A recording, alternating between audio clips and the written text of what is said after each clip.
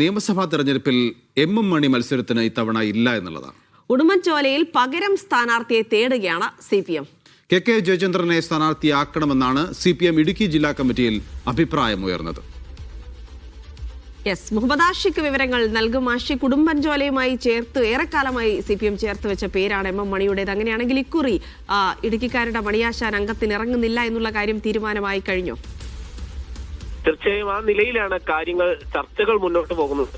സൈഫുദ്ദീൻ സൂചിപ്പിച്ചതുപോലെ തന്നെ ഇടുക്കിയിലെ LDFന്റെ ശക്തി ദുർഗം എന്ന് പറയാൻ കഴിയുന്ന ഇടമാണ് ഉടുമ്പൻചോല. യാതൊരു തരത്തിലുള്ള ആശങ്കകളും ഇല്ലാതെ വമ്പൻ ഭൂരിപക്ഷത്തിൽ M മണിയെ ജയിപ്പിച്ചുകൊണ്ടിരുന്ന ഉടുമ്പൻചോലയിൽ ഇത്തവണ M മണി മത്സരത്തിന് ഉണ്ടാവുകയില്ല എന്ന് ഏതാണ്ട് തീരുമാനമായിരിക്കുന്നത്. ഏറ്റവും പ്രധാനമായും കാരണമായി പറയുന്നത് M മണിയുടെ ആരോഗ്യ പ്രശ്നങ്ങളാണ്. പ്രായം അധികമായിരിക്കുന്നു, അല്ലാതെ മറ്റു ചില ആരോഗ്യ പ്രശ്നങ്ങൾ അദ്ദേഹത്തെ അലട്ടുന്നു. അതുകൊണ്ട് തന്നെ മത്സര രംഗത്ത് M മണി ഉണ്ടാവുകയില്ല എന്ന് ഏതാണ്ട് തീരുമാനമായിരിക്കുകയാണ്. കൂടാതെ M മണി മാറി നിന്നാൽ ഉടുമ്പൻചോലയിൽ ആര് മത്സരിക്കും എന്ന ചോദ്യമാണ് CPM-നുള്ളിൽ ഈ ഘട്ടത്തിൽ ഉയരുന്നത്. ഇന്നലെ അടക്കം ചേർന്ന ജില്ലാ കമ്മിറ്റിയിൽ ഈ വിഷയം ചർച്ചയാവുകയും ചെയ്തു. ഏറ്റവും പ്രാഥമികമായി പരിഗണനയിലുള്ളത് കെ ജയേന്ദ്രന്റെ പേരാണ്. കെ ജയേന്ദ്രൻ M മണിക്ക് ശേഷം ഇടുക്കി ജില്ലാ സെക്രട്ടറിയായി ദീർഘകാലം പ്രവർത്തിച്ച മുതിർന്ന നേതാവാണ്.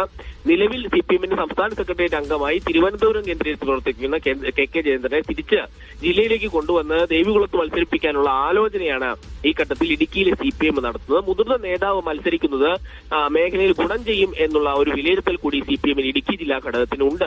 അതേസമയം മറ്റു പേരുകൾ കൂടിയും ചർച്ചയിലുണ്ട്. അതിലൊരു പേരാണ് M മണിയുടെ മൂന്നാമത്തെ മകളായ സുമാ സുരേന്ദ്രൻ. കൂടാതെ ജനാധിപത്യ മഹിളാ അസോസിയേഷന്റെ നേതൃത്വത്തിലുള്ള ശൈല സുരേന്ദ്രൻ അടക്കമുള്ള പേരുകൾ ചർച്ചയിലുണ്ട്. പക്ഷേ കെ ജയേന്ദ്രനെ മത്സരിപ്പിക്കുന്നത് മേഖലയിൽ ഗുണം ചെയ്യുമെന്നുള്ള ഒരു വിലയിരുത്തൽ പാർട്ടിക്കുള്ളിൽ തന്നെയുണ്ട്, പ്രത്യേകിച്ച് ജില്ലാ കമ്മിറ്റിക്ക് അകത്തുണ്ട്. ഇന്നലെ ചേർന്ന ജില്ലാ കമ്മിറ്റിയിൽ ഈ വിഷയങ്ങളടക്കം ചർച്ചയായിട്ടുണ്ട്. പക്ഷേ അന്തിമമായ ഒരു തീരുമാനത്തിലേക്ക് പകരം ആര് മത്സരിക്കുമെന്നതിലേക്ക് ഒരു വ്യക്തത ഉണ്ടായിട്ടില്ല. അതേസമയം കോൺഗ്രസിന്റെ ഭാഗത്ത് ഉടുമ്പൻചോലയിൽ സേനാപതി വേണുവാണ് കഴിഞ്ഞ തവണ മത്സരിച്ചത്. അദ്ദേഹത്തെ തന്നെ വീണ്ടും ഇത്തവണ മത്സരിപ്പിക്കാനുള്ള ആലോചനകളാണ് നടന്നുകൊണ്ടിരിക്കുന്നത്. ഇടുക്കി ജില്ലയെ സംബന്ധിച്ചിടത്തോളം 5 നിയമസഭാ മണ്ഡലങ്ങളാണുള്ളത്. ഇത്തവണ 5 സീറ്റും പിടിക്കണമെന്ന ലക്ഷ്യത്തോടു കൂടിയാണ് UDF പ്രവർത്തിക്കുന്നത്. അങ്ങനെയെങ്കിൽ കൂടി ഒരു വിജയസാധ്യത കുറവ് എന്ന് കണക്കാക്കുന്ന ഇടമാണ് ഉടുമ്പൻചോല. മറ്റ് 4 ഇടങ്ങളിലും ഉറപ്പായും UDF വിജയിക്കുമെന്ന് കണക്കൂട്ടുമ്പോൾ ഉടുമ്പൻചോലയുടെ വിജയസാധ്യതയിൽ UDF തന്നെ തള്ളുന്ന ഒരു സാഹചര്യമുണ്ട്. അപ്പോ LDF-ന് വലിയ ഷുവർ സീറ്റ് എന്ന് തന്നെ പറയാവുന്ന ഇടമാണ് ഉടുമ്പൻചോല. അവിടെ ആര് മത്സരിക്കും എന്നുള്ളത് നിർണായകമായിരിക്കും. CPM-ന്റെ കുത്തക എന്നുള്ളതിനേക്കാൾ